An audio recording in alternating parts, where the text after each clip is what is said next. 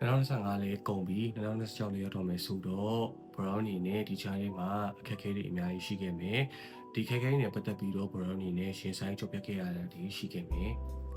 ဆိုတော့ဘရောင်းအနေနဲ့ကိုယ့်ရဲ့စိတ်ချမ်းသာရေးနဲ့ကိုယ့်ရဲ့ mental health နဲ့ပတ်သက်ပြီးတော့မောင်တိတ်ကပို့ပြီးတော့အလေးထားစီခြင်းနဲ့ပို့ပြီးတော့ view size စီခြင်းနဲ့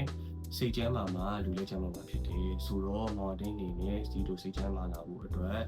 ဒီလိုမျိုးစာအုပ်ဖတ်ခြင်းကိုပို့ပြီးတော့အားပေးတယ်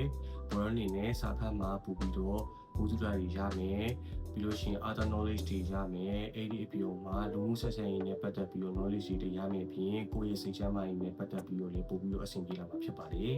ဆိုတော့မောင်တိတ်လိုမျိုးစာအုပ်ဖတ်ရတာအချိန်နဲ့တဲ့သူတွေစာအုပ်ကောင်းကောင်းချိန်တဲ့သူတွေအတွက်မောင်တိတ်ကနေပြီးတော့စောက်ဆိုင်ကောင်းကောင်းလေးညှို့မိခြင်းနဲ့အဲ့စာအုပ်ဆိုင်တွေကစာဖတ်သူကိုခေါ်ပါတယ်မောင်တိတ်ဒီဘက်မှာလေးတစ်ချက်ပြပေးကြမယ်နော်